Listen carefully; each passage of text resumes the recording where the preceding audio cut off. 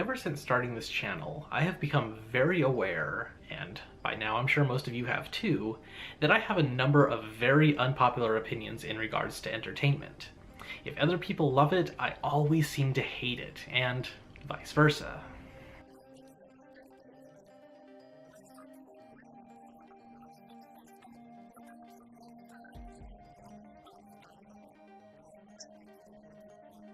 Yeah, that may be it, or at least part of it, but I honestly don't think that's all of it, although I guess you just have to take my word for it. Anyway, the reason I bring all of this up is because of the latest series of one of my all-time favorite franchises. Star Trek Discovery was extremely polarizing among Trek fans, and the general consensus, or at least the loudest and most public consensus, is that it was terrible, it wasn't true to Star Trek, it was a cynical cash grab, etc. And it isn't a perfect series, of course, but for everything that it got wrong, it did a number of things remarkably right. So if you haven't seen it because all of the negative reviews turned you off of it, or if you saw it and just didn't like it, I urge you to keep watching this video and see if maybe it changes your mind and prompts you to give Star Trek Discovery another shot.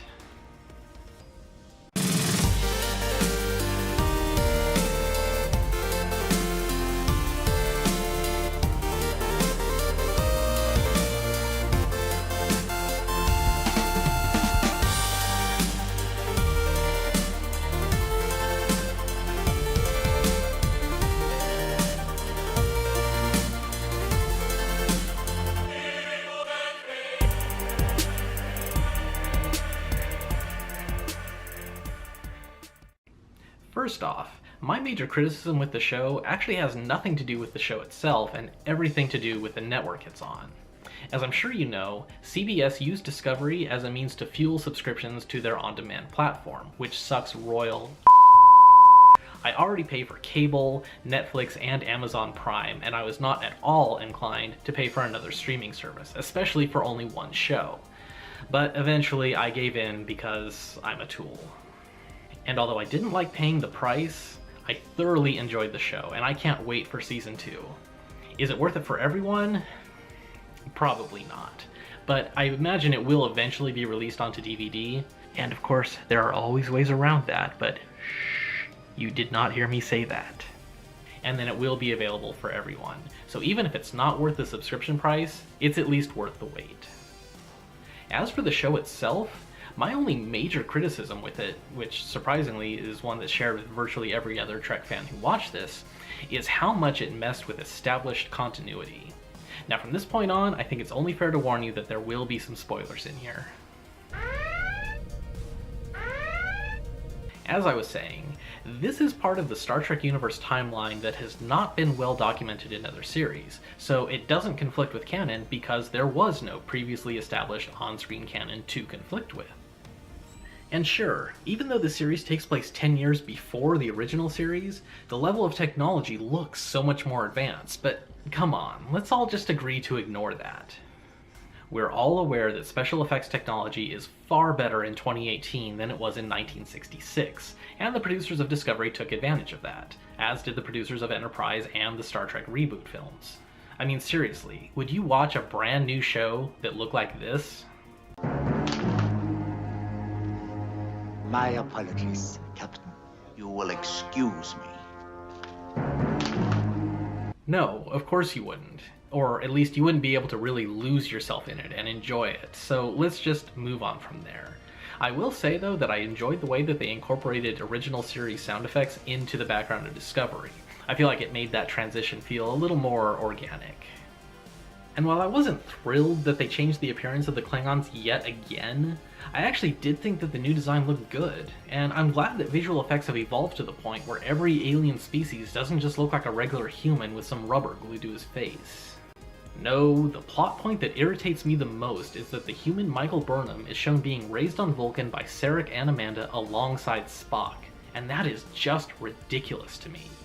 Remember Star Trek V, The Final Frontier, when Spock revealed that he had a half-brother? Spock was a character we thought we had come to know and love over time. So for him to suddenly reveal after all these years, oh, by the way, I have this brother I've never mentioned, even though we talk about my family literally all the time, was a huge slap in the face to fans. Now apparently, the writers of Discovery didn't learn from Star Trek's own history, because now we learn that not only did he have this full Vulcan half-brother, he also had a full human foster sister all along.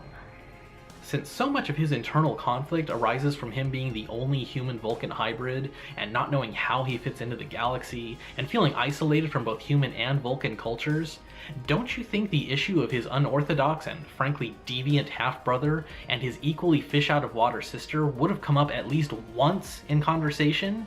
It's a terrible and unnecessary retcon, and it's just the one thing that really ruins this show for me. Illogical! Illogical! Illogical!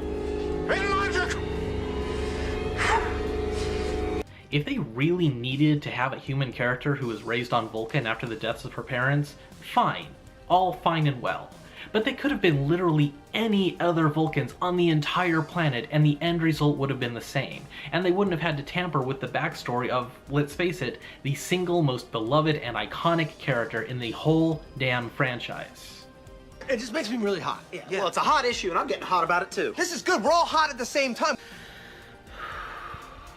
Okay, now that I got that out of my system, let's move on to what Star Trek Discovery got right, at least in my opinion, because now we're getting to the opinions that are, apparently, at odds with those of everyone else on planet Earth.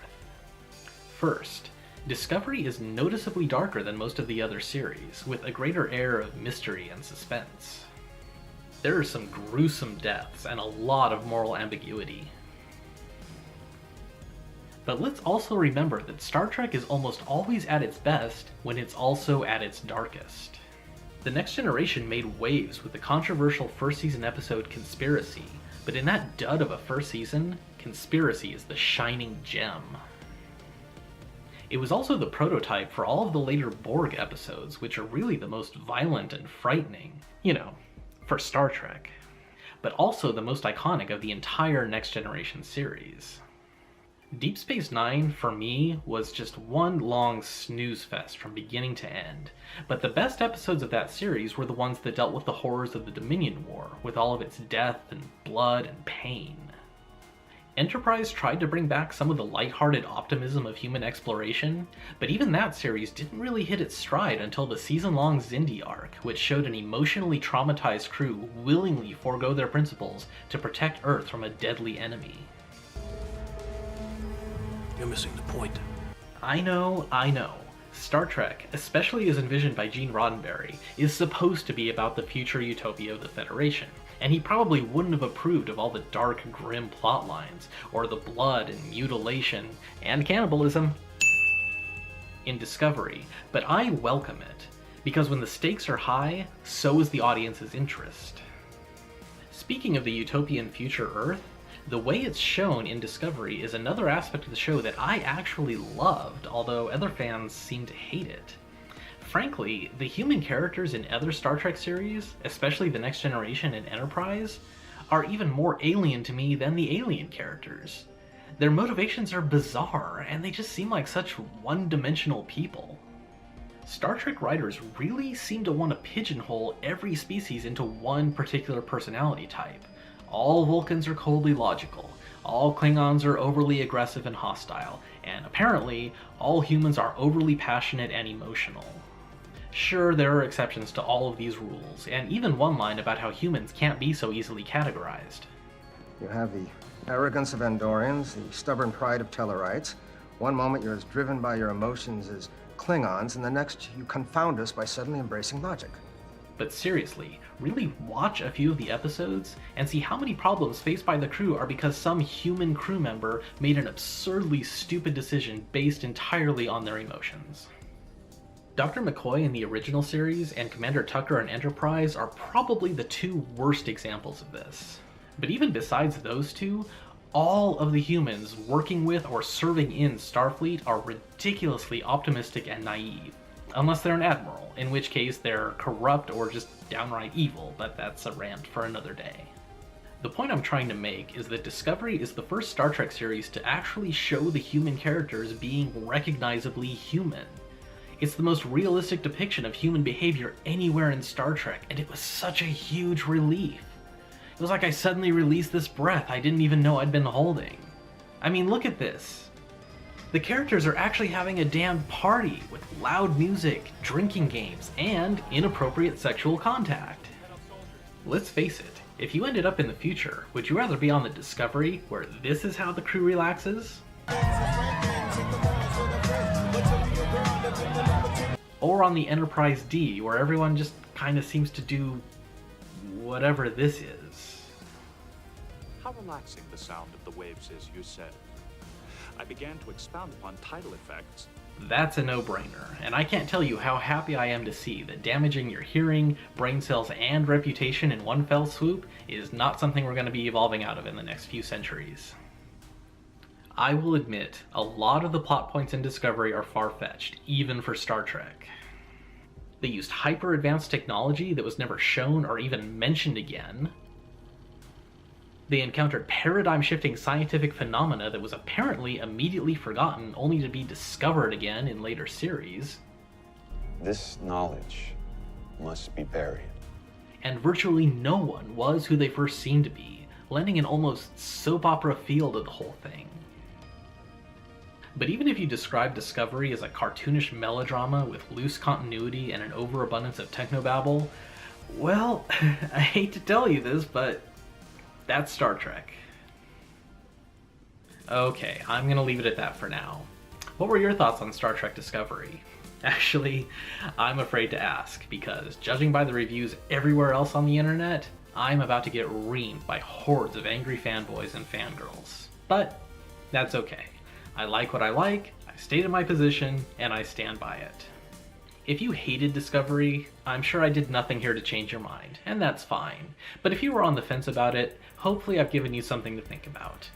If you like this video, let me know by commenting, liking, or subscribing. If you didn't like this video, Live long and suck it! thanks, and we'll see you here next time.